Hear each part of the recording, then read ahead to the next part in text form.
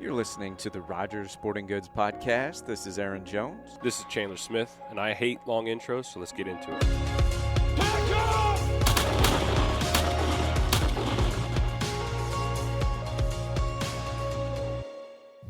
You gonna pull out some fun stuff? I like to have that because it's fun every now and again. Be like, hey, check out, see if you can pull up blah blah blah. We rolling? Oh yeah, we're recording. I don't know what we're going to talk about. I had a lot of people are coming in now, and they're heading out west. They've already the trips are planned, so those are going on. True story. So let's see. This is actually going to go out next week. So Archie Elk's open today. Yeah, it opened today. Though we're recording this, but it's been going on for And dove season opens today. Mm-hmm. I did not go out. I will be out cutting sunflowers this weekend and hunting them the following. You know, for anybody, individuals that want to get into, I mean, that's a good thing to bring up is, you know, that want to go big game hunting, is that the DIY type hunts in Colorado, especially once you've done it for a few years, you can really get into an elk hunt for not a crazy amount of money. Price of the tag and fuel, maybe some lodging. Yeah, and then, I mean, your gear, but if you're, you know, backcountry or you don't mind some backcountry camping and elk hunting, there's a lot of opportunity out there. Well, yeah. Like instead of paying, you know, thousands and thousands of dollars to go on a guided hunt. Well, Chandler, if we were to go, like, you know, tomorrow, we have the gear. All we would need is maybe some food, some gas, and a tag. Good, food, gas, tag. I have to find everything. Well, and you can make it easier too if you're coming back. You know, if you're hardcore and you're doing, you know, leave camp and you might do a spike camp, but if you're coming back, you know, and you don't mind putting in some miles, but you know, it's an underrated thing for big game hunting is to go get and that's over the counter. Elk in Colorado. Most of Colorado's over the counter, yeah. Yeah, so, I mean, anybody can. There's not like a draw, though. Like, I could just go out there, say, hey, I want to buy an elk tag at the nearest, you know, hunting store. Yeah, you just have to go to certain units. Certain units are draw. Certain units are open to OTC, over the counter. And you can do cow, or you can do a bull or cow, or you can do different things if you want to. Yeah. If you're just out there to, you know, meat hunt, you can do that. No, but with it's something. With a cow tag, it's I definitely think. Unless it's changed since we've done it. That was, right. And I think that's an couple adventure. years back. And then some guys are buying over the counter bear tags while they're out there and attaching it because they're while they're out there they've gone 2-3 years in a row and they keep seeing bears. And we've seen one bear, I think. Yeah. On our couple trips, we've seen a bear, but man, it wasn't long. It was he saw us, we saw him, and yeah, he was gone. Yeah. Are they pretty skittish though? I mean, they're we're talking black bears. Yeah. Obviously, if you've got food that you didn't hang in a tree or you've got food in your tent, I mean, they're curious. They smell food. They'll get into trash. But if you're just walking through the woods or walking on a trailer, walking through a meadow, and they see you, I've never had them hang around long. Okay, so there's some stories to this. The one bear we saw. I mean, nothing bad happened, but we camped in a spot. You know, probably wasn't the smartest. I don't know. We were probably fine. I mean, we weren't too worried about it. We were really clean campers. We weren't going to have any issues with like food or anything like that. Everything was sealed. We all had like rolling, you know, like dry bags and stuff. Yeah, air dry bag. Yeah, but we there was bear sign everywhere. Bear scat everywhere. Literally everywhere. I mean, we're talking like 15, 20 yards from where we put our tents. But you only came across one? Yeah. Now, the thing that we chose this spot was it was flat. It had a creek nearby. It was next to a big meadow. It was shaded. Great spot for like fire pit and stuff. And we're like, man, this is a great spot. We got everything all set up. And then, you know, 20 yards away from our tent was this little stream, and we were going to get water. And I go 15 yards behind my tent, and I'm like, oh, bear scat, cool.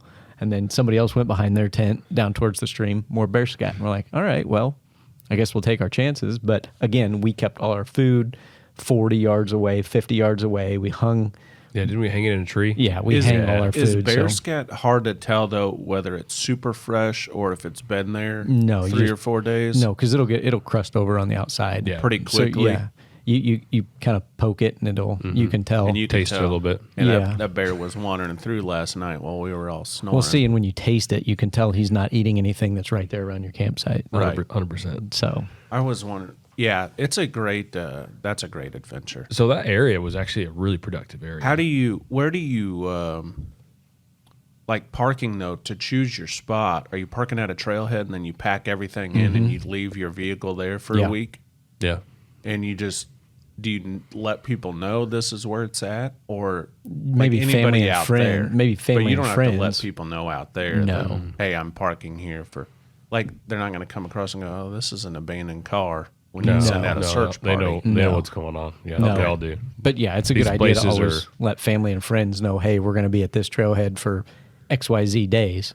Yeah. And then, because a lot of spots you may not have cell service or anything like that. So we even had these little Garmin InReaches. Yeah. Yeah. So now can you use 4-wheelers or ATVs on any trails? out Not there? at the place that we were at, but the first place we went to was UTV 4-wheeler accessible. But what we found out is that doesn't mean hunters only. That means anybody who wants to have KFC chicken If they're out in there the middle of the joyriding. field right Yeah. next to our camp spot. Okay. They're out there joyriding. We spent a half day hiking up a mountain, and then we're like, man, I thought the 4-wheeler trail was a little further from where we were going to be. And so we're up on, I don't know, it was halfway up a mountain, almost to the top on this big ridge looking over everything.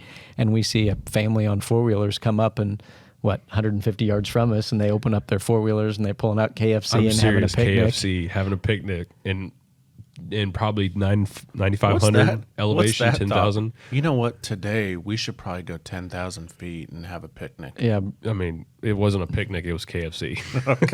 How many do you think KFC's? Now I've had a couple customers come in and they have they got mules, Yeah, so those can probably go we actually- anywhere. Yeah, we had that happen. we got our butt whooped by a lady. Yeah, on a mule, she was on a horse pulling a mule. pulling mule. Yep. And I don't think there was a llama, but we were tucked into some brush where we had seen some elk the night before, halfway up a mountain, and one had come down to a water hole, but caught us off guard on our offside that we didn't know it. I think it was a cow. I don't think it was a bull, but yeah, we were sitting underneath some brush, and I don't even know if she saw us, but she was on a horse pulling a mule, and she didn't walk 10 yards from us. Did she and- see you? I don't think I don't so. think so, but she was. I mean, when it was hunting But hours, those we you were all can being go quiet. anywhere. We were I all mean, being quiet, and she was probably just trying to get out of our hair. Like she was just cruising up the mountain. Yeah, she was on her way Yeah, to move. She was going up and over. Yeah, and we were just there. yeah. We were. Well, that year, so this spot was cool. and Lone survivor hiding under keep pine digging in. trees. That year was like a really bad drought year, and we were bouncing around from fires, like dodging them and stuff. So this was a place. It didn't have maybe the greatest elevation, but it had water. Yeah, a lot of water. We had this valley that had like a stair step of watering holes, and we could see sign around them. We felt like we had everything lined up, and we did see elk one evening come down to the water hole. But yeah, she was definitely on a mission. She was the muzzleloader. Mm-hmm. Yeah, she had a muzzleloader tag. That was her. Did you come across any wallows or the, where Second, the elk? the next year after that. Next year after that, we found some awesome stuff. But that place, we didn't find a necessarily elk wallow. We just knew that this watering hole had activity. So you're learning each year. You Oh, go, first like, year we yeah. were different. First year we were the out of state. Did you idiots, even know when you guys went that first year? Because that was when the fires were going on. Mm-hmm. Did you know they were going on, or didn't even realize to check? We knew. Yeah, we knew. Okay. And Onyx is like we were living with Onyx like leading up to our first year, and we were just I don't know how Those many are colored great. trails and pin waypoints and everything. Those I are set. great tools to have for public land hunting. And I think at the time it had burn like layers, like it said, this layer, this is currently wildfire or something like that. So we were kind of seeing it, and then I think a wildfire put us off of our number one spot. It absolutely did. I remember that now that you mention it. But Yeah. so we also saw a gorgeous moose come to the watering hole one morning. Were you on that? Didn't hunt? have a moose You were with tag. me. Yes. Yeah. I got pictures of it. Oh, man, Needed a moose tag. Yeah, it was super jet. which I think is very limited draw. Yeah, in yeah. I bet Colorado. it is there. Yeah, jet black satellite dish. Oh, it was Huge. awesome. It was really. I mean, it's big for Huge. us Missouri boys in the middle of Colorado. Like, I don't know if Yeah. you went The up only to moose Alberta and put that one up against some other moose, Right. it would be like, oh, that guy's a little guy. Yeah, the only But- moose I've ever come across going through Rocky Mountain National Forest or whatever it is. It was in 40 Right by yard, there. within 40 yards of me. Yeah, but that site was- there. Is there places too? Like, did anybody pack some packable rods? No, we fishing. didn't any rods. I know some guys. And you know, really- while you're out there, you find them little. We really didn't have. We weren't really next to any big river system necessarily. I mean, all Yeah. we're finding is like 10, 15 foot wide streams that were cold and clear as day, Right. great for drinking. But Yeah. I don't even think maybe- we found anything that wide. Most of them that we Yeah, it found might you have could been hop across. Yeah, you might even be. And then narrower we than found, we found some holes of water that held water, but they weren't real fresh. They were stagnant waters, like drinking holes Runoff. or runoff. We didn't find any like high country lakes or anything that Yeah. really were going to hold a population of fish per se. So here's a great question that people would ask, and this is something you guys can do since I've. Okay, so my backcountry hunting was a guided elk hunt, but I was younger before I worked at the store and knew like layering and that type of thing. But that comes up a lot. Like when you're doing these elk type hunts in high country and you're low elevation, high elevation, it's cold, hot. I mean, Yeah. you almost have to pack for everything, but layering wise on that.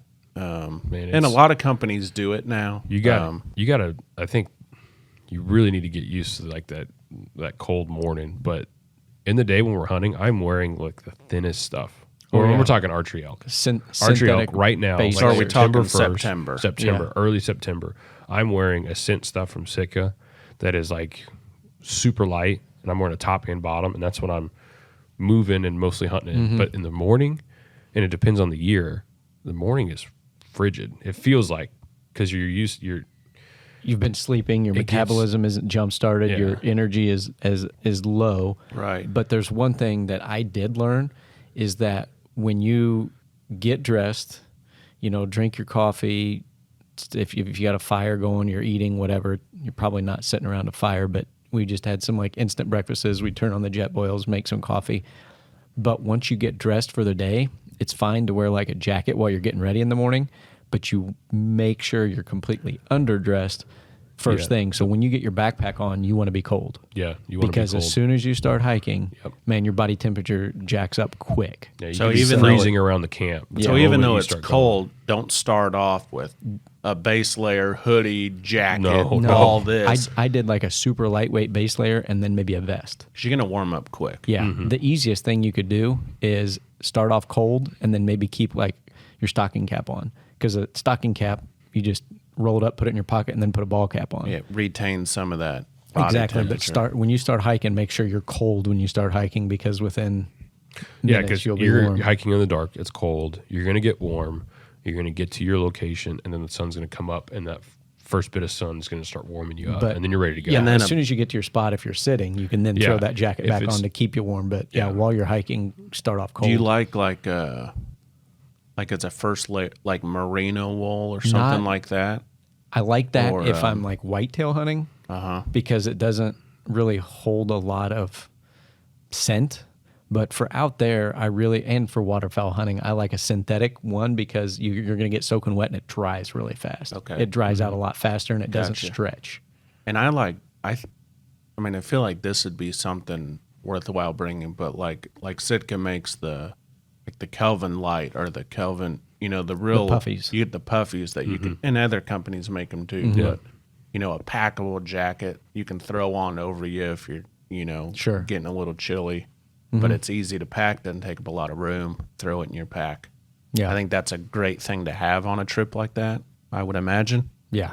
The puffies are nice. I never did take any puffies. Did you take the Kelvin light pant? I'm trying to remember. I don't think I ever took some puffies. I had a scent, which is a synthetic like lightweight layer, and then I had the Apex, which actually is a merino Yes. top. It's a half zip merino hoodie, which was and then I had the mountain jacket and That's the right. mountain pant, and I might have had a base layer in between like the ascent And then you're bringing rainwear just in case. the mountain pant and jacket was water resistant, and I felt like that was okay. They're not. You don't get a lot of rain out there in September. At least we didn't. If you didn't. do anything, it's a pop-up shower. And if it starts raining really hard and you're not in camp, go tuck yourself up under a tree. Yeah. And if You you're can sitting, you your can get legs aren't cover. going to get soaked, and the mountain jacket is really pretty water resistant. Okay. It's going to keep Yeah. anything off of you. You're gonna really need to be in a really bad thunderstorm to really get soaked. yeah. Gotcha. And if you can get yourself under, some type of little bit of a evergreen canopy, cedar or yeah. something. And you a brought up canopy, jet boil, but that's a great, we offer them at the store. Yeah. But just having, these packable like stoves, if you're Oh going to yeah, do that. boils water Instead of, so fast. you're bringing out, instead of bringing out a gas grill and a Blackstone and all these heavy duty. Yeah. Well, and to me, one, I didn't eat any hot meals all day long, but then I had like a mountain house or some sort of freeze dried meal at night, because after you've had your butt kicked all day, it's nice to have a hot meal. But I am a coffee addict, so in the morning it was nice to have that hot cup of coffee. Yeah, There's from Jet something Boil. mentally that sets the tone for But the some day. sort of snacks too in your pack. That way, yeah. throughout the day, you're keeping your Yeah, I Cliff think Bars, trail Aaron mix, ate sugar 100 levels. Aaron ate higher. 100 pounds of trail mix our first year we went there. 103. 103. Yeah, yeah. He Well, didn't- if you make it he right, still though- hasn't eaten trail mix since. And I'll tell you one That thing. might be a fact. Don't forget moleskin or something like that and extra socks. Ooh, Luco tape. I'm telling you what. Luco tape saved my rear Yeah. end. Literally. I'm a redneck. I just use duct tape. But did. you'll be upset a couple days in. Oh, you yeah. start You getting gotta a be blister prepared on for your that. foot, and if you don't have something to cover it up, your trip's going to be terrible. So you're not taking showers, so to speak. So literally, you hike in, and as soon as I started getting a hot spot, I just rip a little square of duct tape off, throw it on that foot, and then it was there for like 3 You're a days. Like you savage. didn't even need. Oh, yeah. Old Luco school. tape did that too. Luco tape was a new And tape then- I was introduced to that it just, you wore all week. Didn't change it. Yeah. It's How just- far away at would least I you did. get from camp? And that, because I got a question on that, but how far away were you guys from where From you base camped? camp, we were a couple did- miles. Yeah, I mean, it was Farm- kind of like we would, like the second year we went 3 miles up. Yeah. Set And up then, a and camp. then when we made our base camp, then we did like a 3 mile in loop. It was more than 3 miles total on the day, but we kind of went like, this was our tipping point. We're never going farther than this because managing that pack out would be too much. I And think. the reason why I bring that up, and this was a guided trip, but I brought it, but some sort of fire starter, waterproof matches, something. Oh, yeah, we always had that. Because if you just don't know whether it's injury or you get lost or, it happens. Sure. Yeah. And if you're 3-4 miles away from camp and you need to start a fire overnight or just whatever so people can find you. Yeah, even just hiking out through the day. Like, I'm trying to think. I never carried my jet oil with me, but I always carried like a lighter and or some matches with some lint covered in Vaseline and like a little pouch Just in pocket. case. And then And our first aid Yeah. kits probably all had emergency blankets in them because I think that was part I of told the kit my that we guide wanted to because buy. I was kind of off by myself and I was like, if something goes wrong and I'm here overnight, and I'm younger too, so it's kind of, it starts getting a little dark. I'm like, I'll light this whole mountain on fire. You're gonna find me. yeah, So he goes, try not to light the whole thing on fire, but no, just safety and just wondering. But that's something too to, but you learn over time. So yeah, it's Our first year was so much fun. We didn't do. we didn't know anything about anything, but It was fun, and we learned a lot. Though. Exactly. like we absorbed a lot because next year it was on fire. right. And that's the mentality we had going into it. We knew we didn't know a lot, but we went out there with the mentality of like, hey, we're going to be a sponge and soak everything up. Gotcha. Okay. Yeah, so that very first spot we talked about we saw the bear, we saw the moose, we saw that was the first year we went. And Awful pack out. awful pack out. And it wasn't too bad of a pack in, but we didn't realize we had to cross over a saddle to get into this area. But the trailhead to get over that saddle kind of went up the mountain at a 25-degree angle, or like, it didn't go straight up to the saddle. You mean leaving camp, you're packing out your gear? Yeah. Well, So we're moving camp. So think we park our trucks at the trailhead. We're walking at a slight incline, not too bad, but we're walking, towards this saddle, and we get to the top. We can even see Utah from there, and then we round the saddle and come down, and it's a pretty steep drop into the valley where we're going to make our base camp, where next to the stream is. In our heads, we weren't thinking about, oh man, this is steep. We're having a heyday. Our legs are feeling good. We don't have to really, this is great. And we get down to the valley. We do 3 or 4 days hunting down there. yeah, 3 or 4. And the thing that made it a little tough too is when we moved to this new spot, it was later one evening, set up camp. We were fresh in the morning to hike up to this spot, and then we were back down in early of a morning. Coming out, again, like Chandler said, we weren't thinking about, oh, this is going to be rough coming out. And we'd 4 already hunted. days from now. Yeah, especially, and we'd already hunted that morning, so it was midday by the time we started to hike out, and it was like 81 degrees. We've already hunted the morning.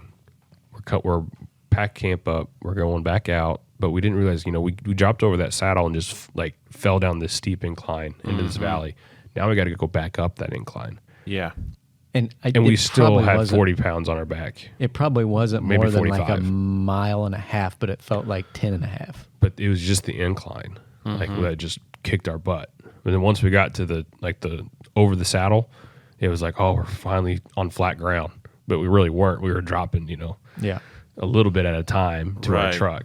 But we didn't, you got to think about where you go. You got to come back, kind of thing.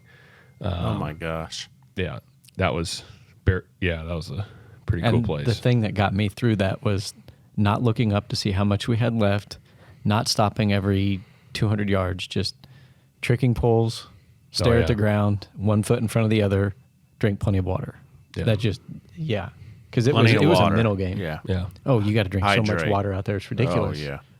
that's almost the first thing you do before you unless you think Even you when can get it's on elk fast. We planned our camping sites next to like where we could find water. Even when it's Yeah. cooler temps too, when it's cooler out, and not that it was maybe midday or later on, but them cooler times, you're not thinking about drinking water I'm guilty because of that it's whitetail hunting. Like when it's late season, You're like like, December.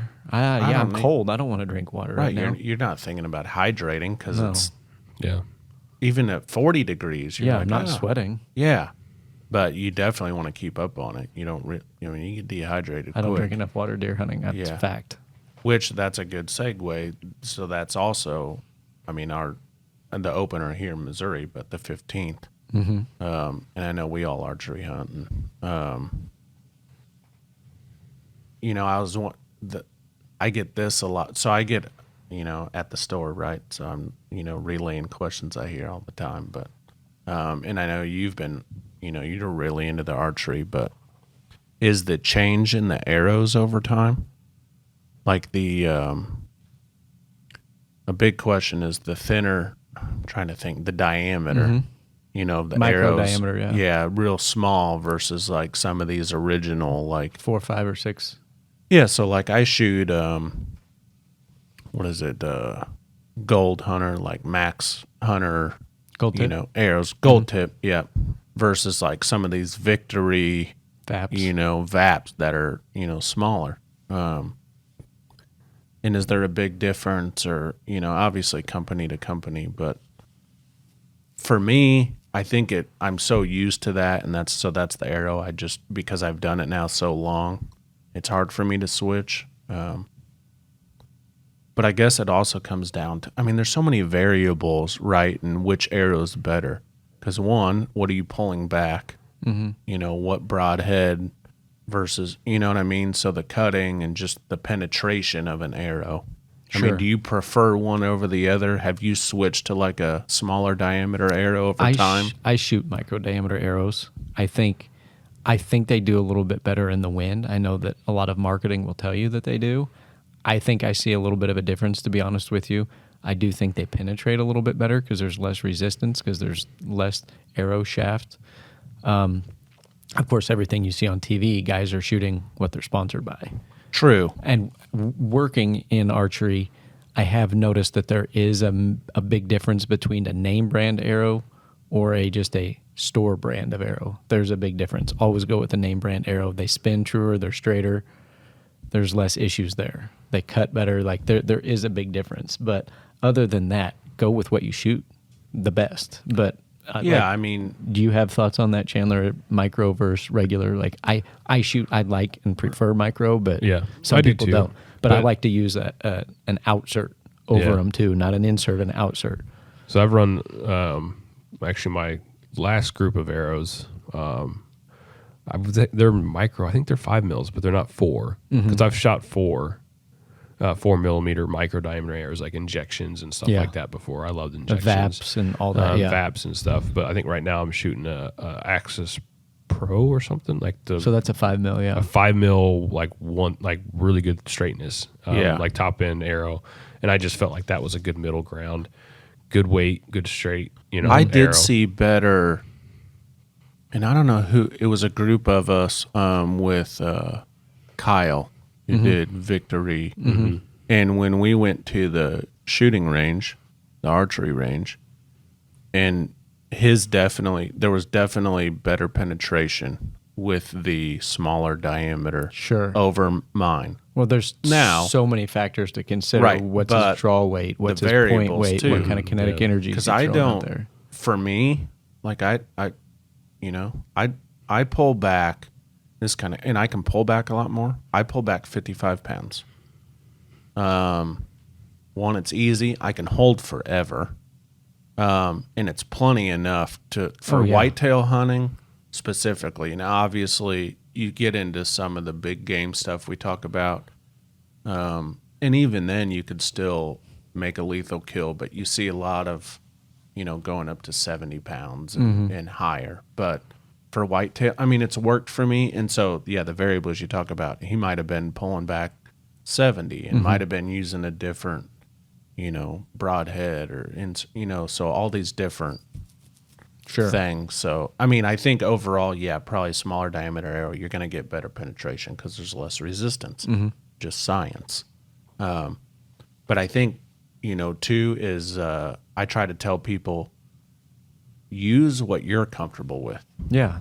Because if you're not comfortable with whatever you're using, whether it's archery, gun season, even down to a deer grunt, right? Like, use the one that you feel comfortable with. I use an old HS one that's like $3, but I'm good at it. I use it, and so it works. Exactly. You feel comfortable with what you have. Buy the best arrow you can afford. Don't go into debt for them, but buy the best you can afford. Yeah. And they're all good. As long as you're buying a name brand arrow, they're all going to be good.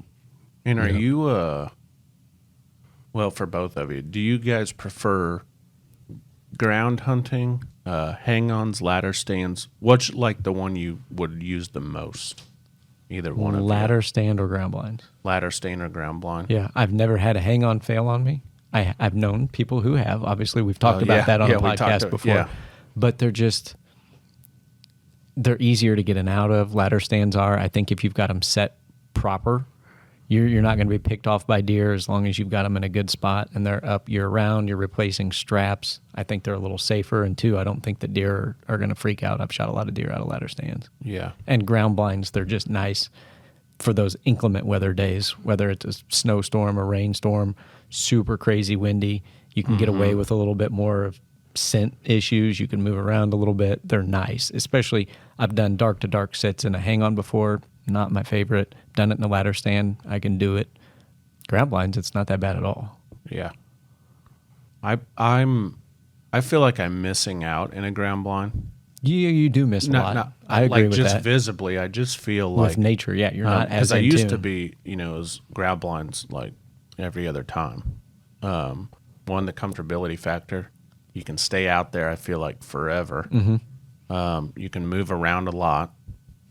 But I do like putting up hang-ons. Like if I'm making a set, I feel like there's less to do with a hang-on. Putting some of these stands together. So hang-on, pretty simple.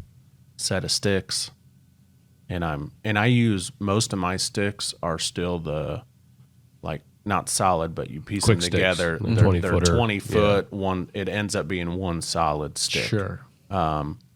I haven't done the separated sticks on any of my sets. I've done a mixture of both. Chandler, you like what? Climbers and hang-ons? Yep, climbers and hang-ons. I mean, I like ladder stands. I just don't have the places to put them. Sure. But all my hang-ons are probably brought in with me.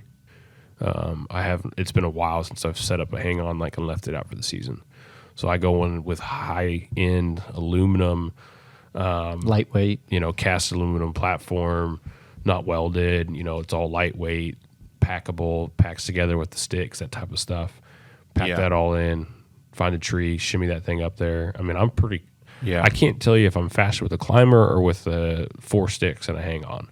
Gotcha. Because I'm pretty quick with But the stick. that's setting sticks. up that day. Yeah, that morning. Okay. So I come in and, and I figured it out how to do it faster for me is, I start with the bottom stick, set it on the tree. I'm not hooked to the tree yet. I'm just on the ground, staying on the ground. I set the bottom stick, hook it to the tree. Well, I step 1 foot onto that stick. I'm not hooked to the tree yet. And then I just put the second stick on the tree. And that's half my distance I'm trying to climb on that tree, and I haven't messed around with my lineman's belt yet. Gotcha. But I'm only a couple feet off the ground, and that might not be perfectly safe, and but I feel comfortable doing that. And then right after that, then I go grab 2 sticks, lineman's belt, and I got ladder stand and backpack and bow hooked to a rope. I've got this full, I feel like full rig behind me. Yeah. And I climb up the lineman's belt, throw on the 3rd stick, climb up with the lineman's belt, throw on the 4th stick, climb up, and then I pull up the hang on. And I actually, the last time I started doing that, I would tie myself to the hang on, and then away from there, the hang on would be tied to the bow and backpack. So it was like a cadence. So I get to the top, and I have usually in my A lot of pocket, rope going on there. Yeah, for sure. In my pocket, I have a hanger. A lot of these high-end hang-on tree stands have ways to like bring up a hanger. I know some of the first stuff I started seeing companies do that was like Muddy had like it's almost like a pallet jack system, like a keyhole style hook that you would use. It just made it easy when you're up there on a lineman's belt not to have to like hold the stand and then grab the strap and cinch it all down. Right. You just go up there and drop the stand on the hook and it's there. Cinch it down and then get into the stand. I'm still hooked up. Hook up above the tree, above your seat, for normal hunting. And then I go and I grab that rope that's attached to the hang on and I pull up the backpack and bow. And then I'm done. And I'm pretty quick at that. Climbers, I don't know. I'd have to see depending on. Yeah. And now we got saddles. I know that's my next Which step. they've actually, saddles is not a new thing for. No. They're just becoming super popular now with hunting, but they've been around. People have been using them, and I'm getting used to them. We got some try-ons at the store. If you're listening, you can stop by the store and come in, get outfitted, and kind of see how it feels, before you. But I can't wait to add that to my arsenal. Yeah, and I need to. Because there's just, they're so lightweight. There's not much you need. It's your saddle, which is 4 pounds, something like that altogether. And then, here's where you would use a set of sticks. Tethered makes these ones we carry called the Skeletors. And I popped them out the other day for a customer, and we were looking at them. The lightest stick we carry. Really? It's so lightweight. And what's cool is so you got the offset from the tree, to keep the sticks away. And then their feet grips, or where you would stand, are angled away from the tree. So you're able to get a lot of your foot on there, especially for guys you're wearing size 13, 14 boots. Rubber that's boot, me. especially a lot of times you in don't, deer season. and you've got just your front 25% of your foot on the stick, Yeah. So this way you're able to get more centered. Yeah, I remember old rapid rails, the Little Maristep rapid rails. I'd have a big old lacrosse boot on and you're size 13. I could not Right. get that out of some of those old rapid rails. Like you'd put your boot on one Is that step. the ones that were had the square? Those are the ones that had no, it looked like a ladder section. Oh, yeah. They were just they weren't like big game quick stick, where it's a center Right. pole and then you have the two It's angled like you steps. It's like cut this a ladder in U shape. sections. Oh, yeah. The U shape Yeah. that just has ladder slots. Right. Good luck getting that. What was cool too Foot that in there. those Skeletors, the way you attach it, so to eliminate weight, instead of like a cam buckle strap or whatever to put your stick on, it's just this heavy duty like rope. I don't know And what the type cam of system, material. like the Muddies. With a almost like the old Muddies with the cam system, but Yeah. there's no cam either. So on the stick facing you, Uh-huh. it's hard to. So if you look up Skeletors by Tethered, you'll know what I'm talking about. So you run the rope around, so it's got a loop on one end of the rope. You put that over the little piece on the stick that's got little notches in it. You run the rope around, you make a loop and an X through these little cutout notches, and the stick's set. So there's no weight with ratchet cam straps that have metal. I mean, it's phenomenal. I was testing it out. Yeah, I see it now. I see what See, you're it's talking about. like It's like a a, boat anchor attached to a stick. It's like doing, what do you call it on your boat? A cleat. A cleat. Yeah. Yeah, it's a mini cleat that you use with your rope. And it's so quick. Like, instead of using a strap, shoot. it's so quick. You just sold me. It's unbelievable. I'm And it's a 4-pack. I'll have to sell my old sticks. It's 4-pack. phenomenal. Are they pretty tall? Yeah, you probably. Because I know the so old, that's another old thing Muddy with sticks are pretty short. you know. guys that have hunted in saddles are telling me that they don't hunt as high either anymore because you're like one with the tree, So sometimes 12 feet, Jedi stuff. I mean, you're good.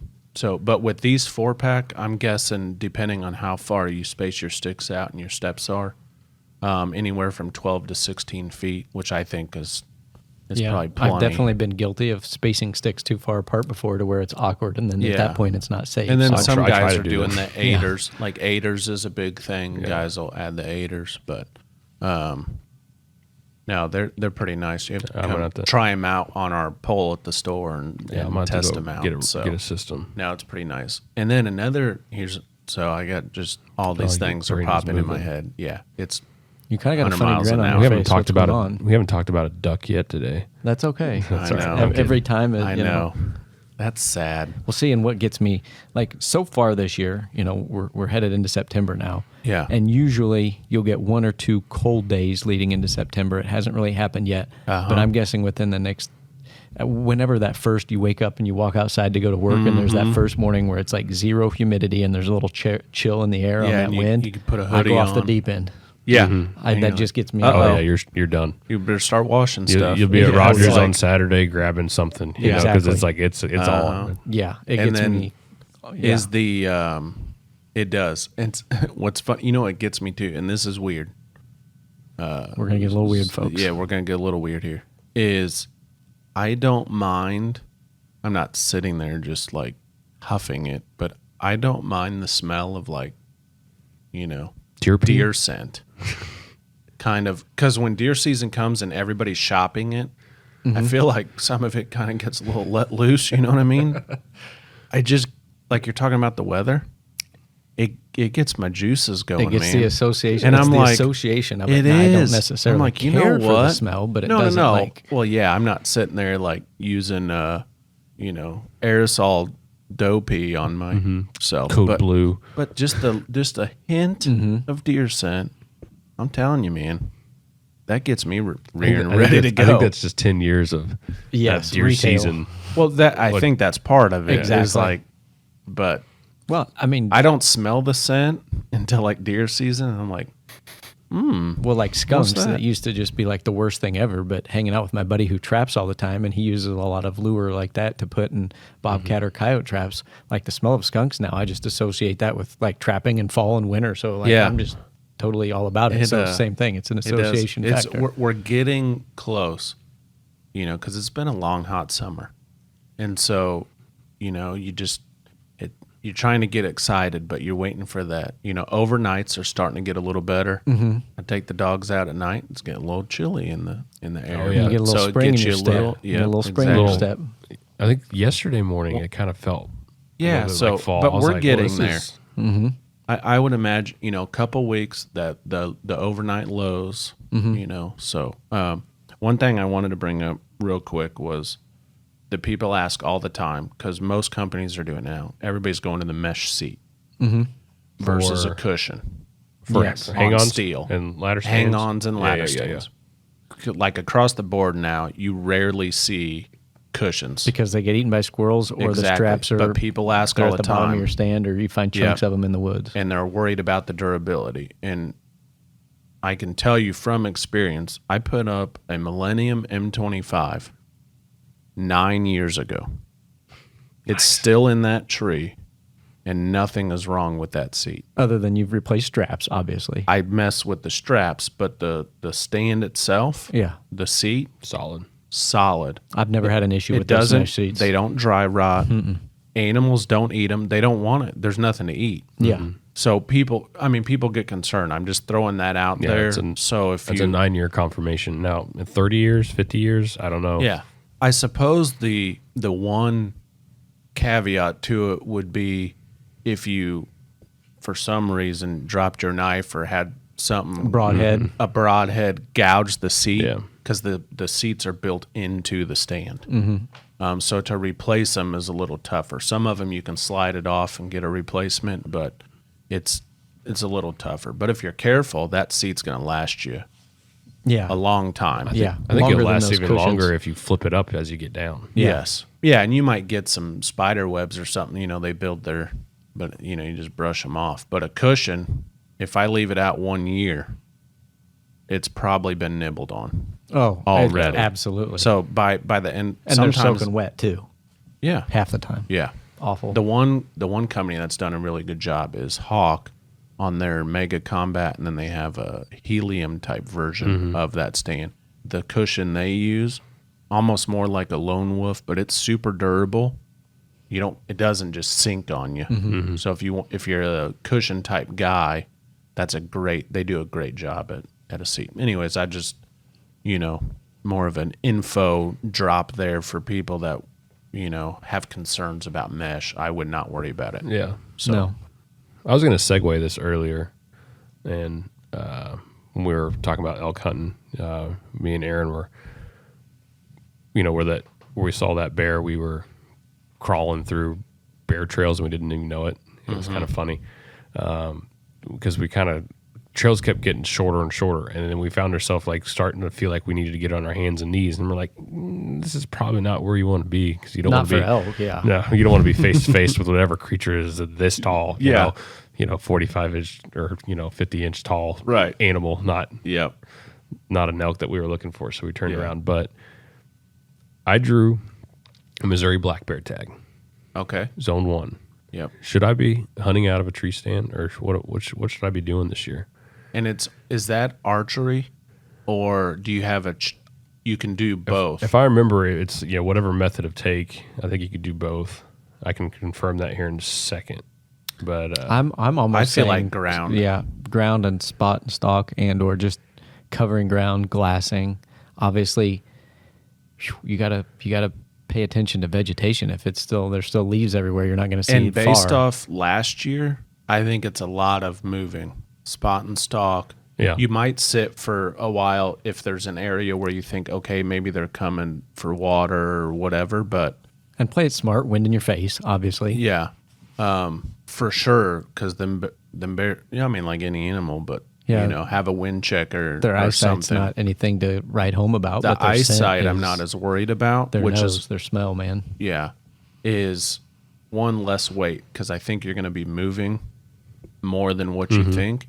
Is maybe have one of those quick setup, some sort of little panel, if you wanted to, in case you're in an area where you need something to sit behind, especially if you're bow hunting, and it gives you a chance to draw back and come up over that. The ones that are low to the ground, no chair, just you can be on your knees and shoot over it. So when we post, I'll post this podcast on social media. And if you listen to it, go back to the post on social media and comment with your thoughts on what you think Chandler should do. Yes. There. Should he spot and stalk? Should he hunt out of a tree stand? Should he? I'm in zone 1 if anybody's got a bear. Zone 1, let us know. Yeah, if anybody's got a little nugget that they can throw him. Well, yeah, I'm going to be, not this weekend, but one of these next few last weekends, I'm going year- to drive down there and spend the Last weekend. year was what? 40 tags get drawn. Or 40 is the quota. Well, It was right around 40 last year. I don't remember all last year because I didn't get drawn. But this there was year, like 400 tags and only 4 bears got taken. So, Yeah. yes, I love the idea. You got to let us know. So Yep. I think there's about the same amount of tags drawn, and I think zone 1's 20 bear quota. Okay. Zone 2 is 15, and zone 3 is 5. So I have to keep everybody updated on that. But give us some insight, and then we'll say good luck to Chandler on his endeavors this fall. So it looks like there's all means to take, but there's some minimal restrictions within that. But it's about all means to take. But I'm excited. I love it. And I'm ready for this season to get kicked off. Again, leave a comment under the post in social media. We'll see what pass we can it find. along. maybe on the next one we'll dig a little bit more into that. Yeah. Talk about more of that bear hunting because I need to. I've never done it. We'll before. figure it out. It's Maybe a whole talk new about a duck experience. or something. Yeah. We might bring up a duck or two next time. Well, Yeah. they can't say we didn't bring up a duck in the podcast because we did. I did. Just now. Ducks. Ducks.